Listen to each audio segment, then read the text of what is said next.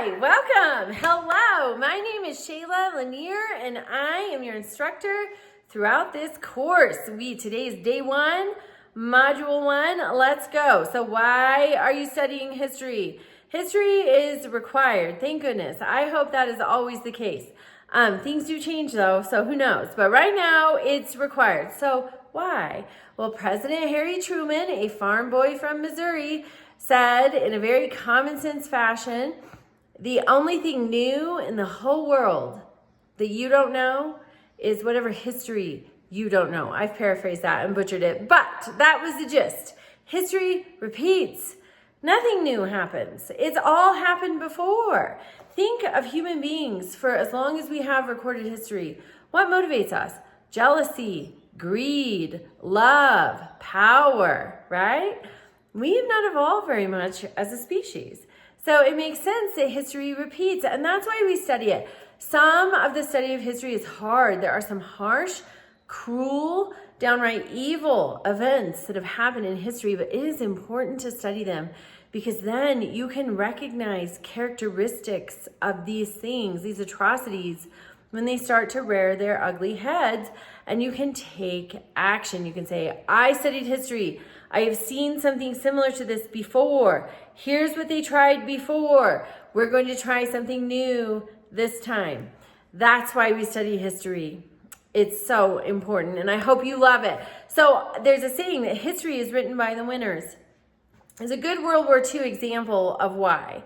So World War II, Berlin was just obliterated with bombing toward the end. That was the capital of Germany. That's where many of their historical records and artifacts were held. Many of them were destroyed.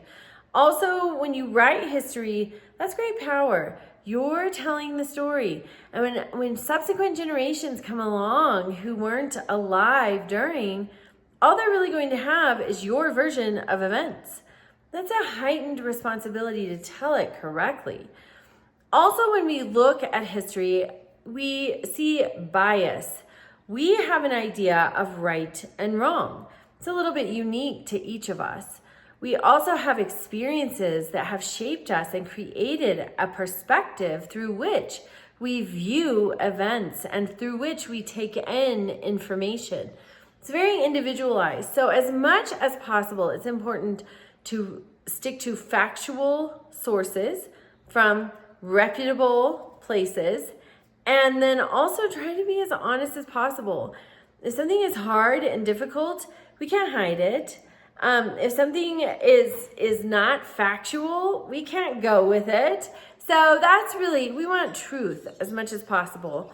And as much as possible, you're going to pick a topic for your Module 7 project. So as much as possible, you want to pick something you're interested in and that you care enough about to represent the good and the bad, if there's bad, because that's what gives an honest depiction of our historical figures or events that we're going to study. And many of them are hard, very hard.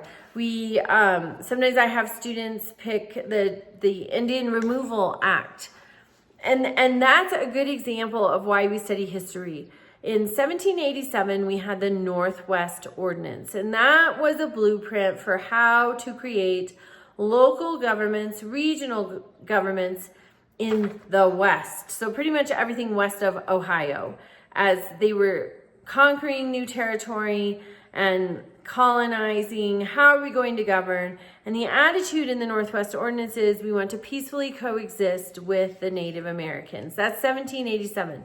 By 1830, and this is at a time when life expectancy was not what it is today. So most of the people alive in 1787 are probably not still alive and active in events in 1830. So in 1830, we have the Indian Removal Act. No longer are we interested in peacefully coexisting. We're interested in taking their land and rounding them up and sending them to these reservations. It's very inhumane. And it's very hard to study, but it's very important to study because not many decades had passed between the Northwest Ordinance and the Indian Removal Act, but attitudes and what was acceptable had changed dramatically. That's why we want to study it. We want to keep history alive so that we can recognize things like this and take steps to create a better today and a great tomorrow. All right, welcome to class. This week, you're going to review the Module 1 guide and the Module 1 required resources. You're going to participate in the discussion. That is my favorite part because I get to meet each of you, and then you'll complete a short paper. Also, it is recommended that you look ahead to Module 7 just to get an idea of what's required for that Module 7 project, because starting next week in Module 2, everything you do is background information, research, building toward that Module 7 project. So take a peek at it just so you can help make sure about the topic you've selected and that you're on the right track. Check the guidelines and rubric for the Module 7 project. All right, have a great week, and I'll see you in the discussions.